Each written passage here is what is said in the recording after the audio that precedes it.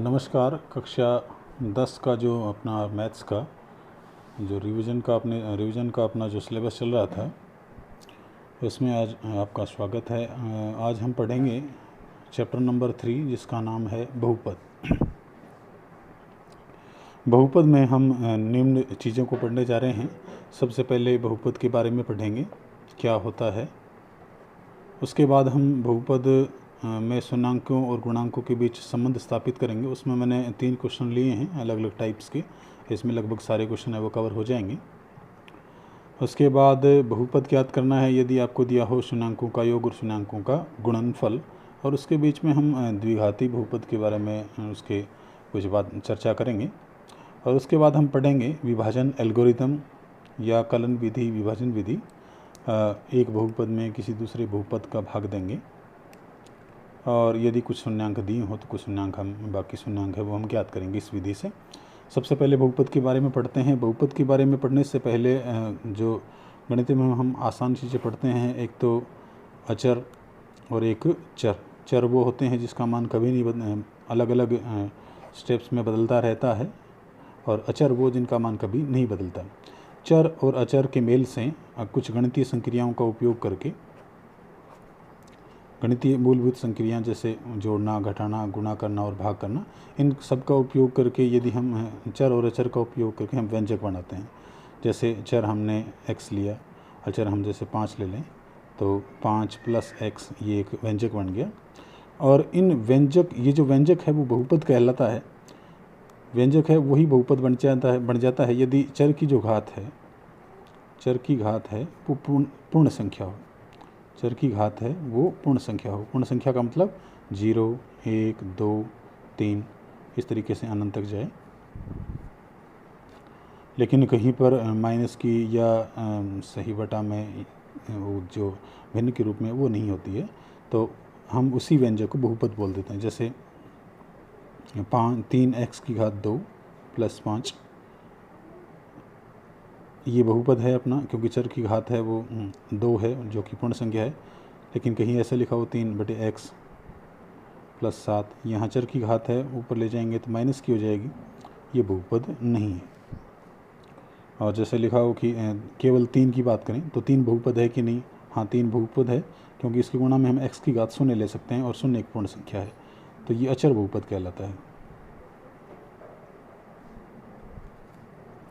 बात करें बहुपद के प्रकार की, तो बहुपद है वो यदि बहुपद में एक पद होगा तो एक पदी बहुपद कहलाएगा, 2 पद होगा तो द्विपदी, और 3 पद होंगे तो त्रिपदी। इस तरीके से चतुर्पदी इस टाइप के बहुपद होते हैं।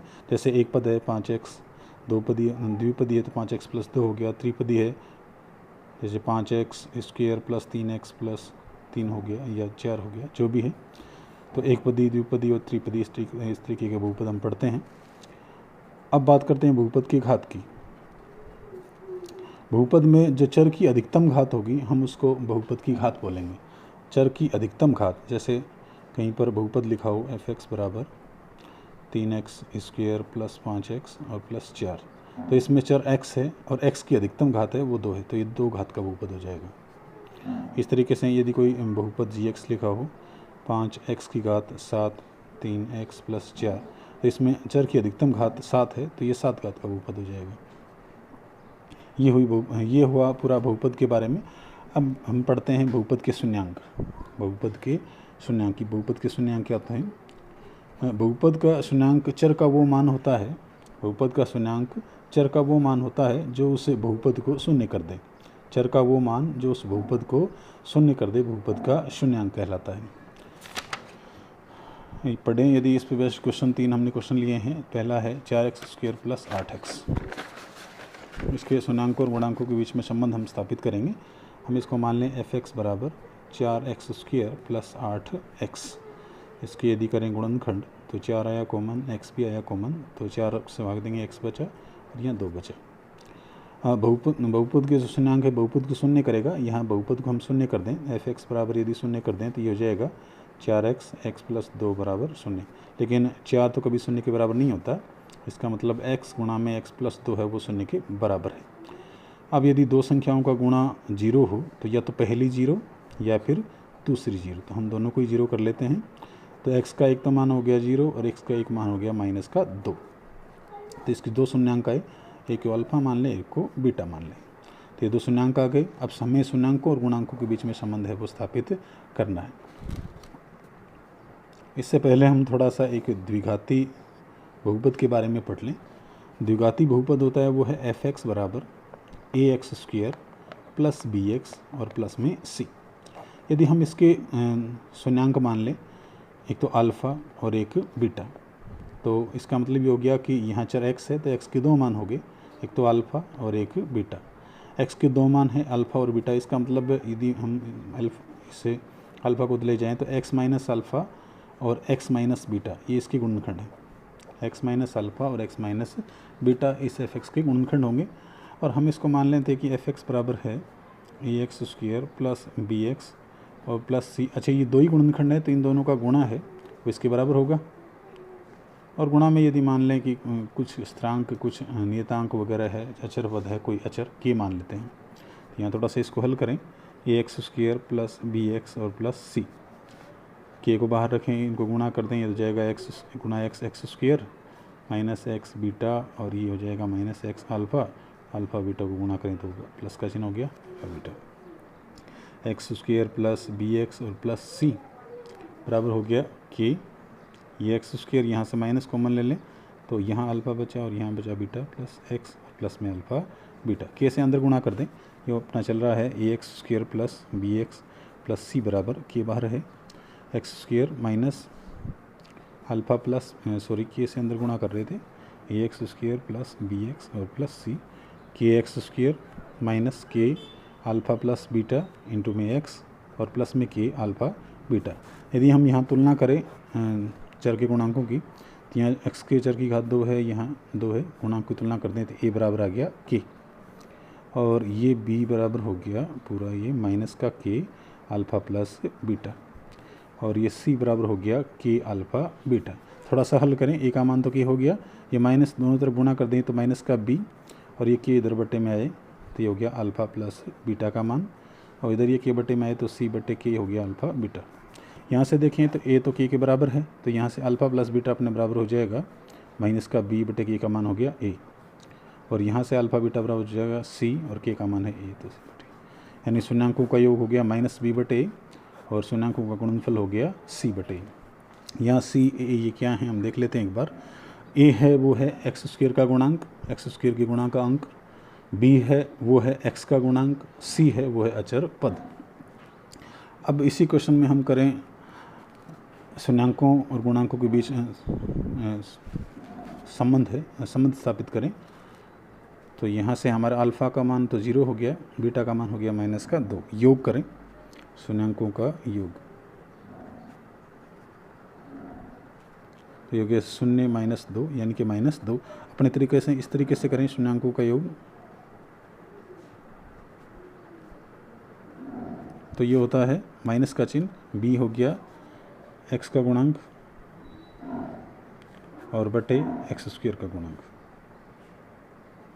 अच्छा, माइनस का चिन्ह x का गुणांक अपने इस सवाल में x के गुणा में तो 8 है तो ये 8 हो गया, x² का गुणांक x² के गुणा में 4 है तो ये 4 हो गया, 4 एकम 4, 4 दूनी 8 हो गया -2, ये भी अपना -2। तो शून्यांकों के बीच सत्यता स्थापित होगी। अब गुणा के बीच में देखें शून्यांकों का गुणा या गुणनफल, अपने 0 और -2 हैं, 0 गुणा -2 तो 0 से गुणा करेंगे तो 0 हो जाएगा। शून्यांकों का गुणनफल ये होता है c बटे a यानी कि अचर पद बटे a यानी x² का गुणांक। तो c अचर पद अपने सवाल में c तो है ही नहीं और यहाँ कुछ नहीं, इसका मतलब आगे प्लस में 0 मान सकते हैं, तो ये c का मान 0 हो गया, तो 0 बटे ये 4 मान 0 हो गया। करें इस दूसरा क्वेश्चन, अपना दूसरा क्वेश्चन है x² - 15। इसको थोड़ा सा ढंग से हम लिख लेंगे तो आसानी से समझ में आ जाएगा। x², इसमें x का पद नहीं है तो हम प्लस 0x लिख दें और -15, तो a का मान x² का गुणांक है वो 1 हो जाएगा, b का मान यहाँ x का गुणांक कुछ है नहीं, वैसे हमने 0 कर दिया, 0 हो जाएगा, c का मान है वो 15 हो जाएगा। इसको आप आसानी से कर सकते हैं, इसको करके देख लेना। चलते हैं नेक्स्ट क्वेश्चन की तरफ। अगला क्वेश्चन है x² माइनस रूट ब्रैकेट में है √3 + 1 गुणा में x और प्लस √3। इसको करें तो ये मान लेते हैं f(x) बराबर हो गया x² माइनस √3 + 1 x और प्लस में √3। इसको जीरो करें f(x) को तो ये हो गया x² माइनस √3 + 1 गुणा में x प्लस √3 बराबर 0। x² माइनस √3 को एक बार बाहर लिख लें, गुणा में x है और ये माइनस का x हो गया और प्लस में √3 बराबर 0। यहाँ इन दोनों में कुछ कॉमन है तो x कॉमन है, x माइनस √3।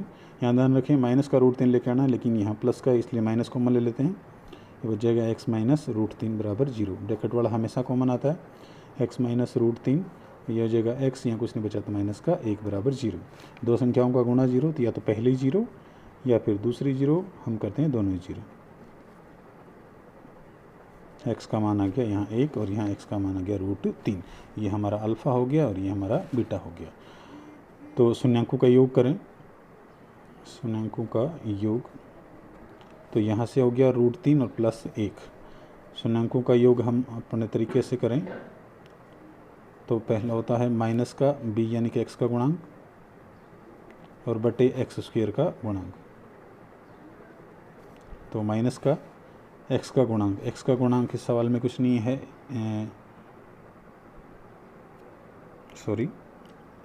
x का गुणांक है माइनस का और माइनस चिन्ह पहले से हैं तो ये माइनस माइनस हो गया प्लस √3 + 1 और x² का गुणांक है 1, यानी ये हो जाएगा √3 + 1। बात करें गुणनफल की, शून्यांकों का गुणनफल √3 को 1 से गुणा करें तो यह आ गया √3। तरीके से देखें शून्यांकों का गुणनफल तो ये होता है अचर पद यानी c बटे अचर पद बटे x² का गुणांक, अचर पद बटे x² का गुणांक। c का मान यह है √3 और अचर पद x² का गुणांक है 1, ये हो गया √3। ये अपने दोनों बराबर है। इसके बाद हम पढ़ते हैं बहुपद ज्ञात करना यदि आपको शून्यांकों का योग दिया हो और शून्यांकों का गुणनफल दिया हो। तो शून्यांकों का एक सवाल करते हैं जिसमें योग दे रखा है √2 और गुणनफल दे रखा है 1 बटे √3। 1 बटे 3 होगा, एक बार देखते हैं, ये 1 बटे 3 है।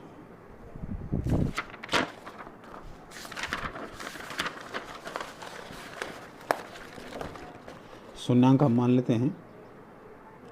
अच्छा, शून्यांक हमें माना शून्यांक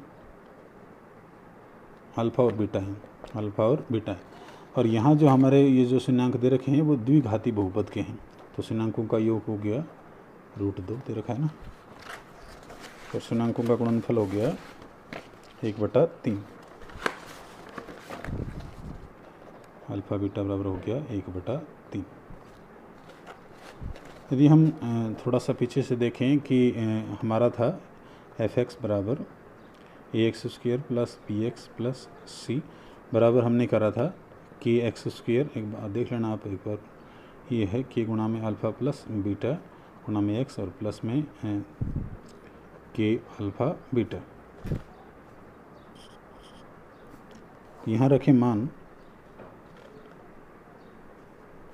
f(x) बराबर हो जाएगा kx² minus k alpha plus beta √2 x plus k alpha beta 1 बटे 3। थोड़ा सा हल करें, यहाँ k को यदि हम कॉमन हो जाएगा x² √2x और प्लस 1 बटे 3। यहाँ से यदि हम 3 को लघुत्तम ले लें, x² माइनस ये हो जाएगा 3 √2x गुणा हो जाएगा और प्लस 1, ये k बटे 3 बाहर ले लें तो ये हो जाएगा x² माइनस 3 √2x और प्लस 1 f(x). और यदि यहाँ ये जो k है वो 3 के बराबर हो तब f(x) बराबर हो जाएगा x² माइनस 3 √2x और प्लस 1। ये आ गया हमारा बहुपद। अब करें कलन विधि, विभाजन एल्गोरिदम विधि।